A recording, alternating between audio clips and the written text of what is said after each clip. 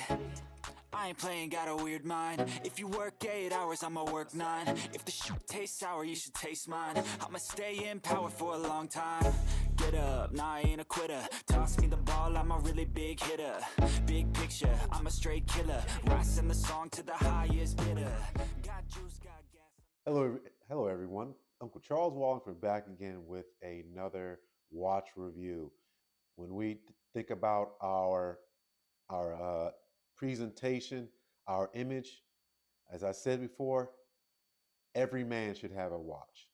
Now, some watches cost more than others. Some watches mean different things. When I'm talking watches, all the watches I'm bringing forth to you, these are all really good watches you should consider, and for different price ranges.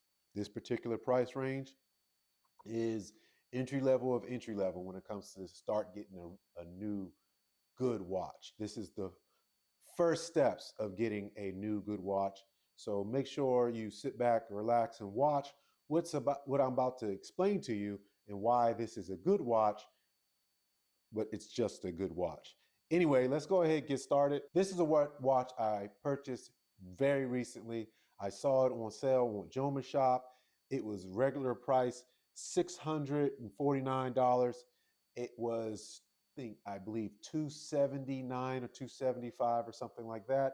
When the taxes and everything else got finished, it was $300 out the door. For being $300, is that a good price? Yes, a good price for $300. It would not be a good price for $649. I'm sorry, I cannot recommend buying this watch at full price. No more than that. There's quite a few things that I was disappointed in, and quite a few things I was pleasantly surprised at. All in all, this was a $300 watch. Absolutely a $300 watch. And for me, I wouldn't pay retail for any watch. I haven't paid retail for any watch, I don't know, ever. And I continue not to pay retail for watches for one reason or another. All right, let's go into the details and everything else. Now, I'm not going to go too deep into the details with this watch. I'm just going to go into some basics, but I'll put the details on here right now for you.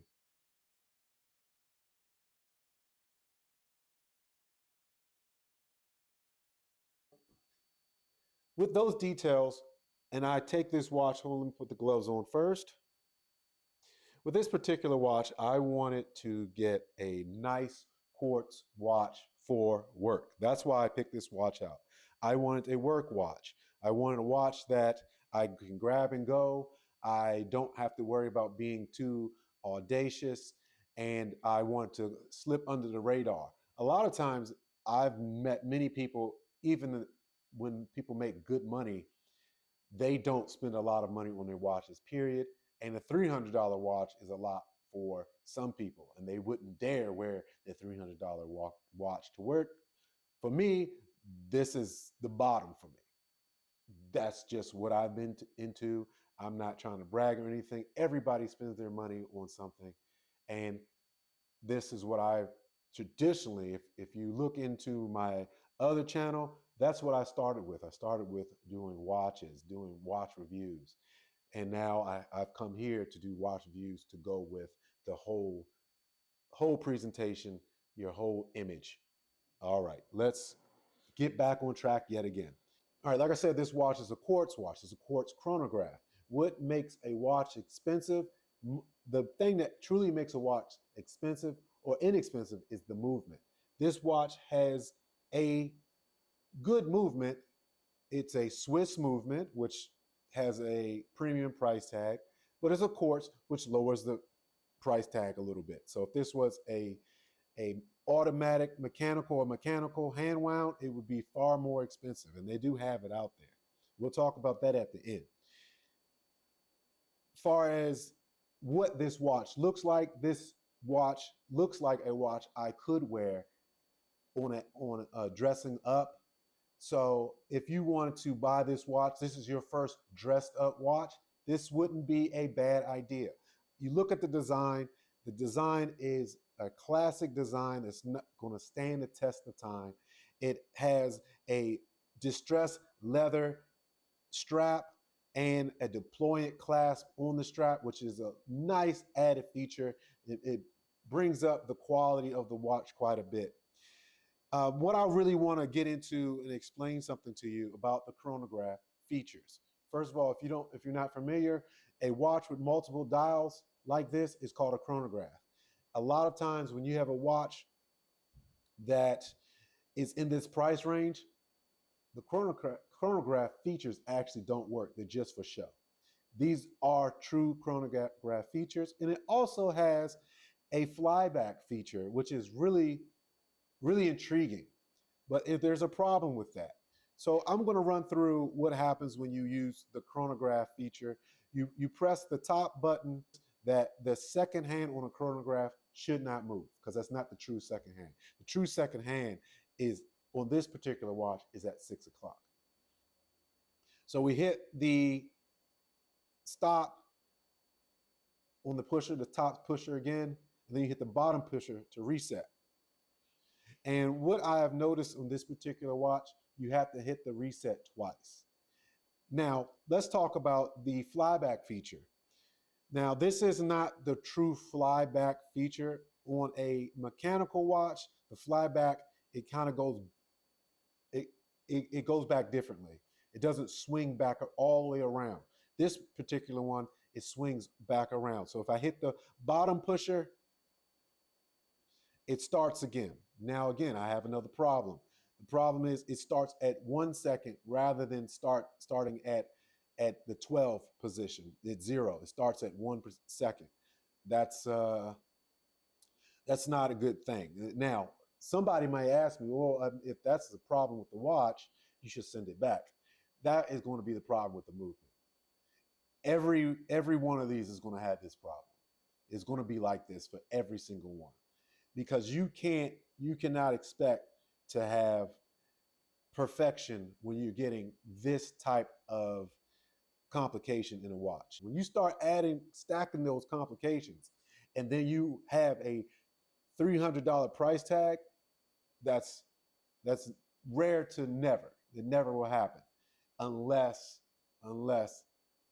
it's some imperfections, and that's where the imperfections are. And I'd be remiss, or I'd be crazy to think I should send it back and get a different outcome. You're not going to get a different outcome. For a lot of people who would purchase this watch, that's not a big deal. And for most people, I would tell you, don't worry about this. It's not a big deal. Everything else about this watch is really nice, or a little bit nicer than the usual. All right, let me talk about something else that I liked about this watch. I talked about the bad part. Let's talk about the good part. Like I said, the design is very nice. The overall presentation is fantastic. The presentation with the case is a case that you get for a $1,000 watch. You can expect to see something like this on a $1,000 watch. On the back, you have the engraving, a nice, thick, deep engraving of the Mathey-Tissot. You have the deep engraving of the Mathey-Tissot. You have a screw-down case back. A lot of inexpensive watches will not have a screw-down case back.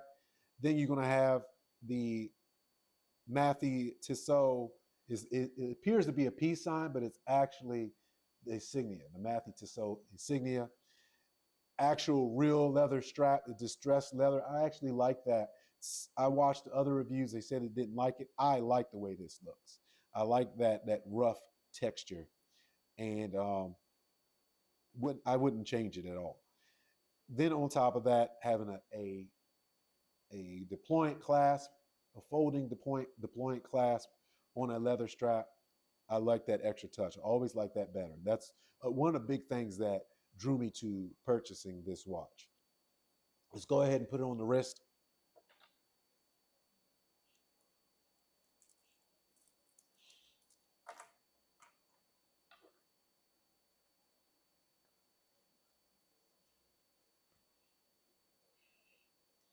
Now this takes a little bit of getting used to learn how to fold this in. But once you get it, you get it. Now on the wrist, it's perfect.